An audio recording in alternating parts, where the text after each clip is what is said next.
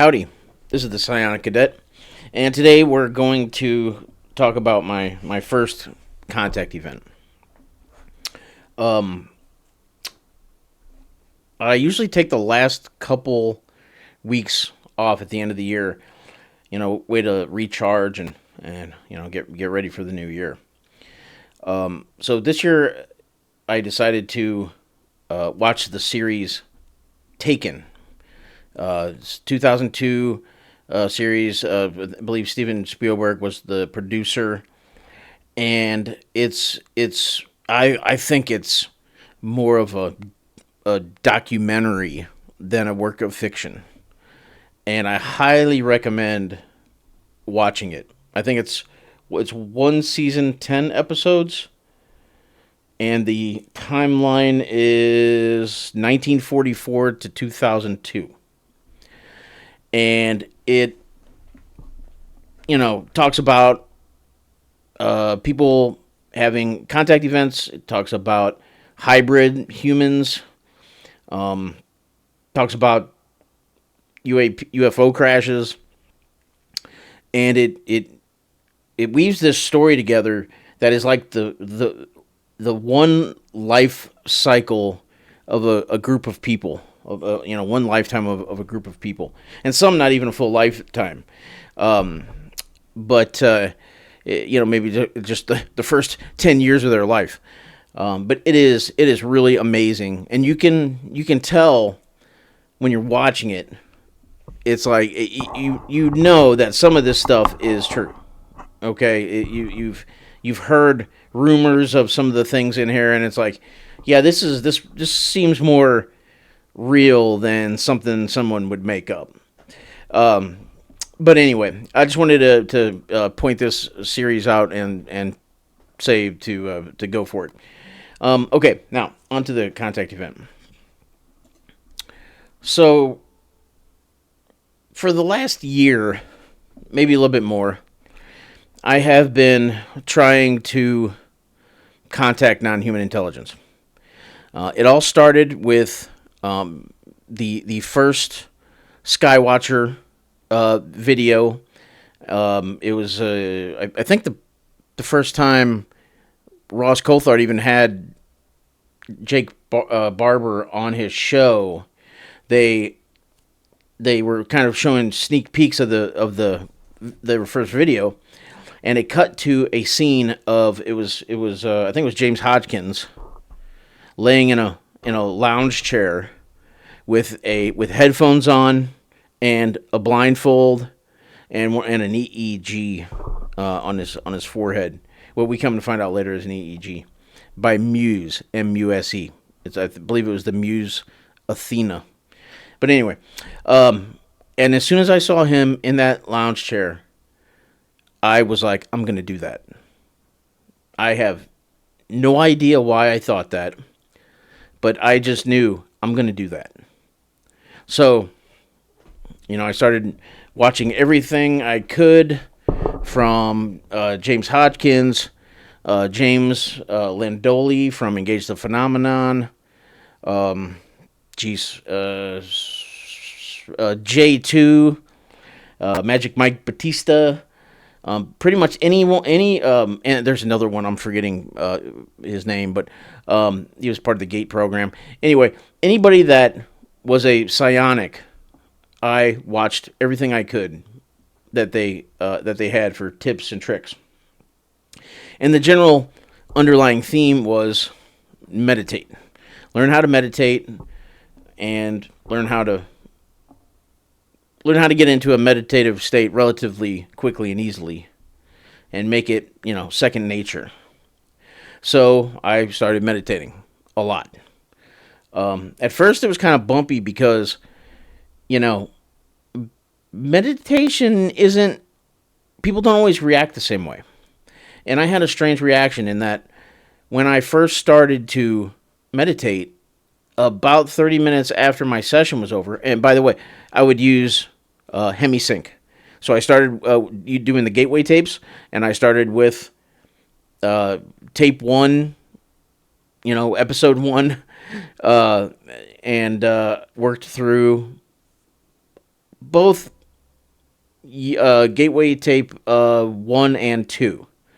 And then I kind of chilled on going further, and I kind of hung around in the 1 and 2 tapes.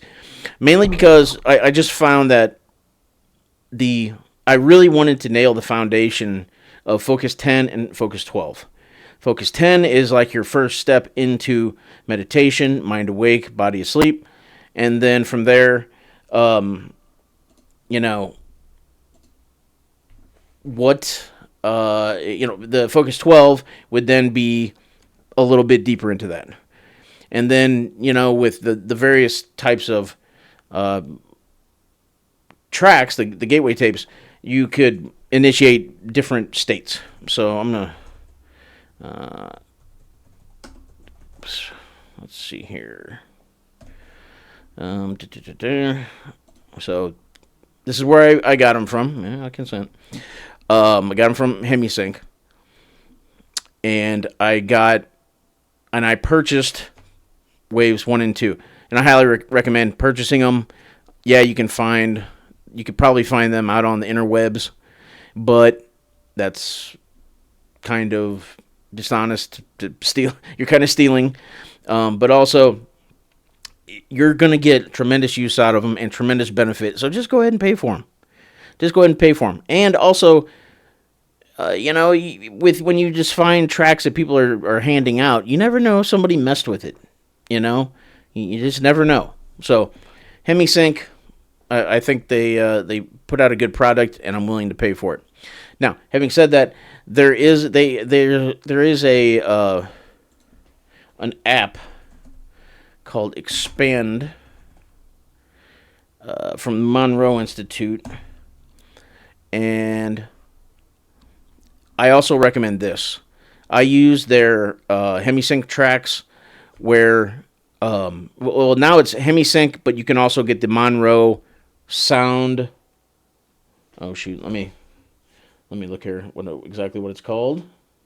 It is the Monroe Sound Science option. So basically, you go to a timer section, and you can have tracks that play the Focus 10, Focus 12, Focus 15, Focus 18, Focus 21 Hemisync tracks, or the newer updated Monroe Sound Science tracks for up to 120 minutes. Okay, and then you can also either add in no or some background sounds like melodic music or a mountain stream or surf or whatever. So it's most of the gateway tapes are guided, but with the Expand app, you can just listen to the Hemisync frequency and just go straight into your meditation using whatever preparatory method you want. Okay, so went down that rabbit hole. All right, so like I said, I was watching the series Taken, very good, and I just had this urge, like, I'm going to do a meditation session. And I'm going to really try to set my intent. I'm really going to, focus on my goal of communicating with non-human intelligence. So what I do is I have a notepad.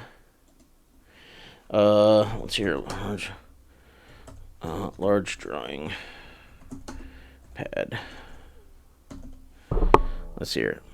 So something like this, where it's like a large 18 by 24, sketch pad. This is 24 by 36. There's 50 of them. So basically, it's just a big blank pad. And at the top, I'll write my intent, and I might write in like the date and start time, things like that. Some admin, quote unquote admin stuff. Like what you would write in like remote viewing. You write your admin stuff at the top right, and then you on the left, on the top part, I write my intent, and then everything below that is either the session or notes for the session. So I'll show you an example here. Okay, I have absolutely terrible handwriting. I apologize, but it is what it is. So I'll try to. I do these videos kind of, freestyle, so it may not be the best content, but I'm gonna take you through what was going on here. Okay, so I started my session at 7:51. I put it on the Expand app that I just showed you. Focus 21, 60-minute session. Okay, so I started it, and then I went into a meditation. And I was doing a meditation where, I was sitting there and my eyes were closed and I was listening to the hemisync. But if I received some kind of transmission, I would then write it down. Or if anything was happening to me, I would write it down, take a note. Because I have a terrible memory with meditation and in general.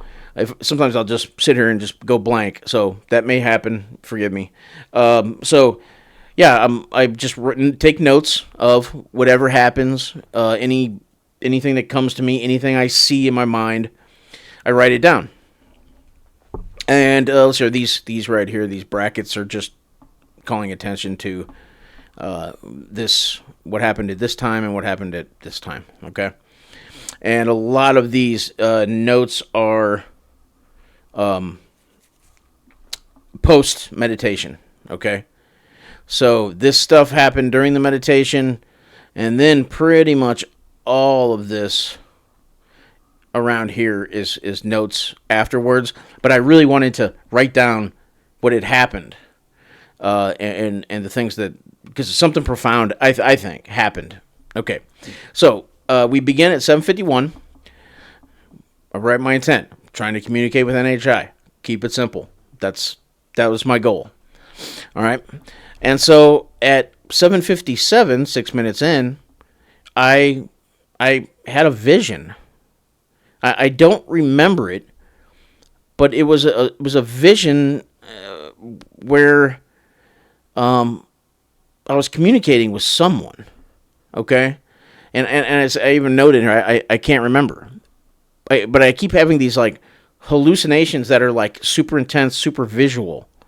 Like where I literally kind of disassociate, and I go into this, it's almost like a dream state, but not quite, okay? And then at 8:15, it happened again. Now, how do I know this? Because I lifted up my phone. I always put it face down. I lifted it up and looked at the clock on the top right, okay? So at 8:15, I took my last note, and I flipped the phone down, face down onto the couch next to me. I had my headset. I wasn't using Bluetooth. I had a USB to 1/8" mini plug and was running a headphone line right out of the bottom of the phone. Okay, sometimes I just think that's better than the Bluetooth. So, okay, 8:15 is the last time I picked up my phone and looked at the clock. So it was about a half hour into the session. Okay, started at 7:51. The last time I looked at was 8:15.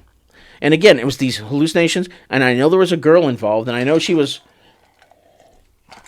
telling me something, but I cannot remember what it was. But these hallucinations were so intense. And when I snapped out of them, I felt refreshed. I felt like, wow, like I woke up from an amazing nap. But I wasn't napping. I was not sleeping. It was just disassociation. Okay, so this happened multiple times. I just happened to look at the time at this time. So finally, I was like, okay, let's just try to focus and try to, try to be more direct in my communication, and just instead of just opening up the airwaves and saying, hey, I'm trying to communicate, I would ask it respectfully, who are you? Will you reveal yourself to me? And to give you the setting, I had turned all my All my lights, I have these Govee light bulbs, and I turn them all to red mode, and so it's pitch black except for these red lights. Okay, so if anything did want to appear, hey, I'm embracing the woo. That it would be red lights and it wouldn't be so intense. So I, was respectfully asking, who are you? Because I was hearing a voice in my head. Now, was this voice me talking to myself? I don't know. Probably some of it, probably most of it. Okay, I was, trying to figure it out. When you're doing this stuff, you have to learn, like with remote viewing, you have to learn how to differentiate signal from noise. Okay, signal being the thing you want, the noise being your own brain trying to muck things up. Okay, so there I am. I'm trying to determine if the voices I'm hearing in my head are myself or are a non-human intelligence, because there is a interaction going on. Okay, and then at some point later, I hear draw a circle. So I immediately, it was so, I almost knew it was signal, because I almost knew it was a communication, because I was not thinking about drawing a circle. I had no intent on drawing any shape. I was trying to communicate with a non-human intelligence, and maybe I would see something appear in my living room. Sometimes I would see maybe I would see a portal open up. I don't know. I hadn't really been very successful up until this point. Okay, and then out of nowhere, draw a circle. So I slid off. I immediately slid off the edge of my couch, didn't even question it, and I drew this circle. So, what's the big deal? Okay, you drew a circle. Here's what happened. When I started drawing the circle, as soon as I started moving my pencil, the audio in my headphones started to get lower and lower and lower and lower. And then when I finished the circle, right when I crossed this point right here, right where my pencil lines meet, the audio stopped. I'm like, what the hell? What's going on? I'm like, why did the audio go out? And I turned my phone over, and the session had ended. Whatever told me to draw a circle knew that in the time it took me to slide off my couch, draw a circle of this radius at the rate that I was going to draw it, because the speed of drawing the circle matters. It knew that the moment my lines touched and the circle was closed would be the end of my session. And I was flabbergasted. If I was a non-human intelligence and I wanted to reveal myself to someone, but not without, just popping up and saying, "Hey, how you doing?" This is how I would do it. I would do something so improbable that it would just force the person to realize that this was not by chance. Okay? I drew this circle in the exact amount of time where it took me to perceive the volume level decreasing, not really understanding what's going on. And when I closed the circle right there, the audio stopped in my headphones. The session was over exactly at the 60-minute mark. Okay? So if you just do like a quick probability, calculation, I had ChatGPT help me out with it, and I could go over like some of the avenues it went down. But if you think about it, 60 minutes in seconds is 3,600 seconds. Okay? At any time, if I were to guess when the end was, the chance of me getting it would be 1 in 3,600 if it took 1 second to even just draw a mark on the paper. But it wasn't just drawing a mark on the paper. It was also drawing a circle in the exact amount of time that I perceived the volume to go from full volume all the way down to 0 volume, right? So I was just like sitting there, just absolutely, I was just, my mind was blown. I mean, I was not thinking at all about drawing a circle. It came from nowhere. And then this happens, okay?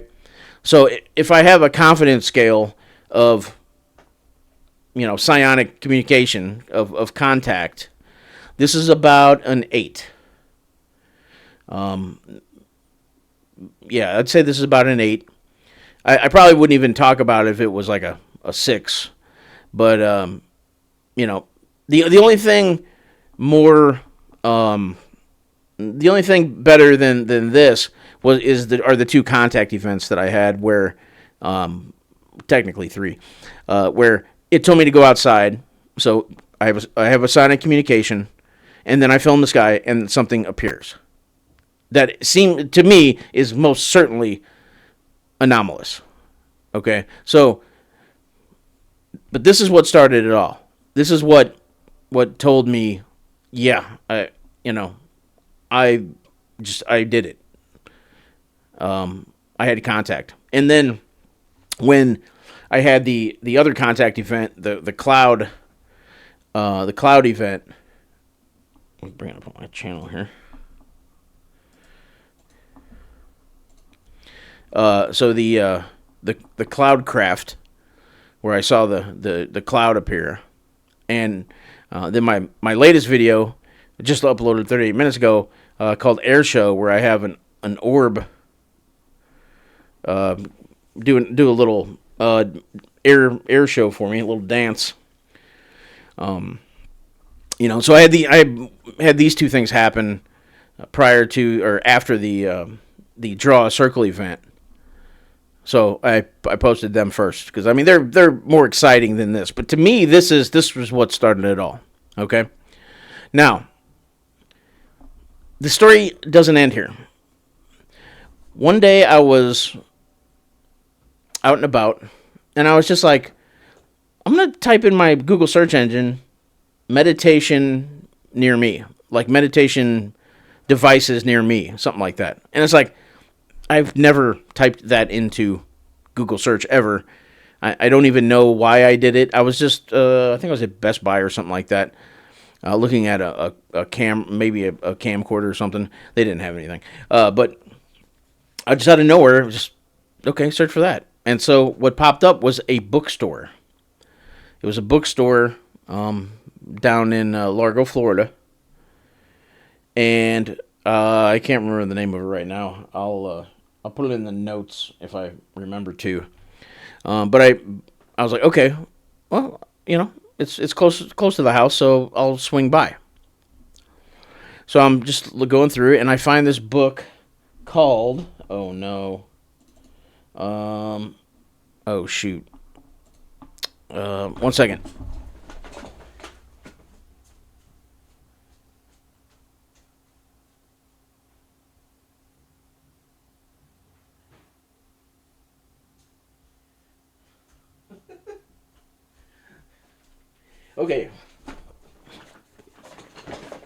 Okay, I'm back. Sorry. Real professional Psionic Cadet. You forgot the book that you were going to talk about. So the book's called Remote Perceptions, Out-of-Body Experiences, Remote Viewing, and Other Normal Abilities. Normal Abilities, pretty funny. By Angela Thompson Smith. Really cool book. And so I opened the book, and I go to the foreword, which is this. I'll read it. The importance of Angela Thompson Smith and this book might be better grasped if you draw a large circle on a piece of paper. Yeah.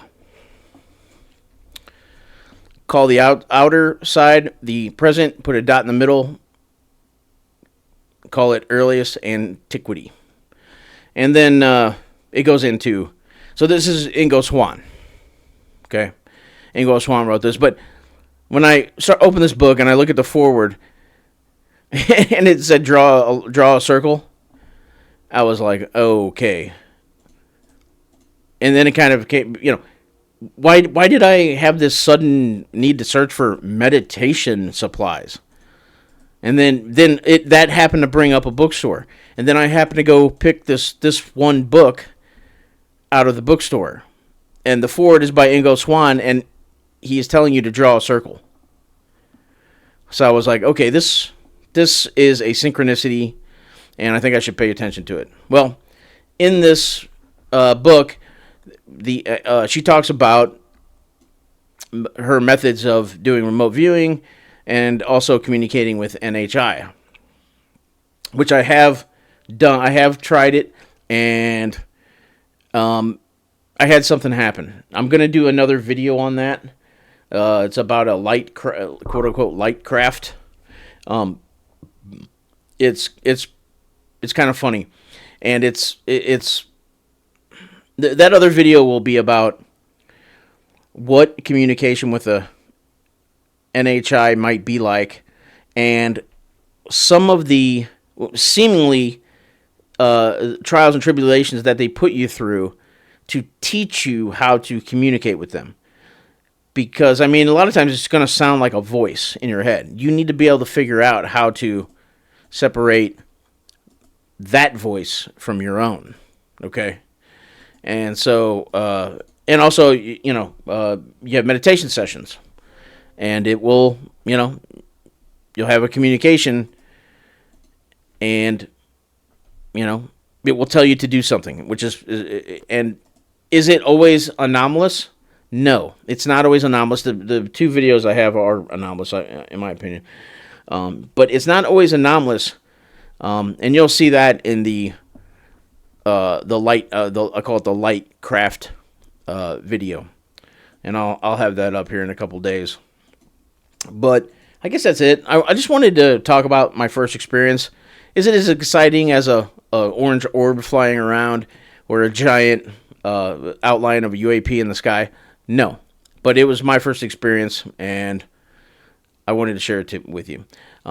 It was subtle, but also kind of profound.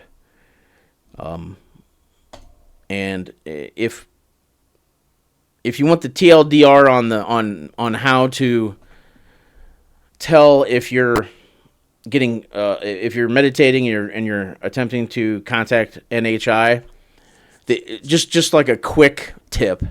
I'm not like I'm an expert or anything, but anytime you have a voice, or sometimes I'll see letters and writing, but anytime you get a communication, however that might be, that is completely different than the rest of your thought process at the moment, that is the one you need to pay attention to.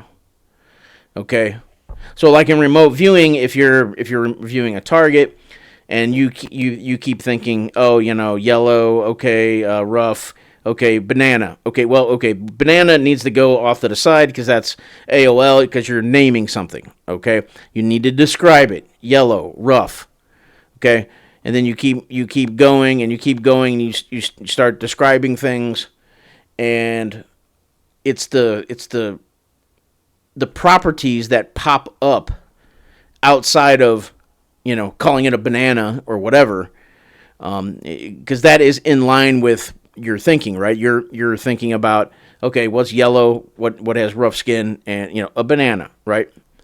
Okay, but maybe it's not a banana, maybe it's something else that's yellow, but it may.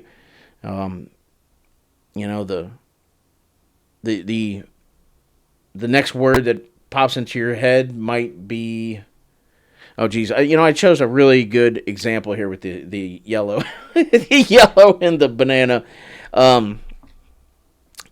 But let's say you start smelling water and like a lake, and it's like, oh, okay, well that's weird. It has nothing to do with the banana. Okay, that's interesting. So okay, you smell lake water, or you smell fishy, or whatever, and you get through down to it, and you think of a donut out of nowhere. It's like, what are you talking about? And then you reveal the target, and it's a yellow inner tube. Okay, so your mind immediately wanted to go to banana, but you end up getting these other descriptors that are kind of out of nowhere, that aren't in line with your original banana thought, your AOL, your analytic overlay. And turns out it was yellow, it was rough, but it was actually like an inner tube that you would take out onto a lake.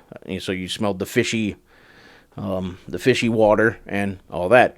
So there's an example, right? It's something that is different than, like, this is, in this case it was draw a circle, when I was really asking its name, communicating, and I was getting communications in my head, voices in my head saying, talking about my flaws and maybe some of my self-control issues and things like that, which is, we're all valid, but then out of nowhere, draw a circle.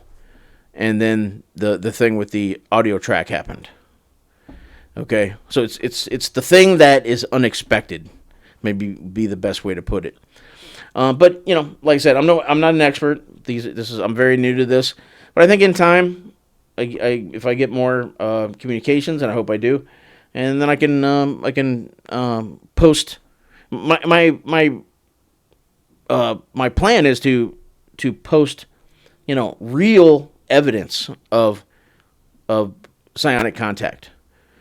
I mean, if something tells me to go outside and film the sky, and I point my camera up and there's a craft, that's pretty darn good.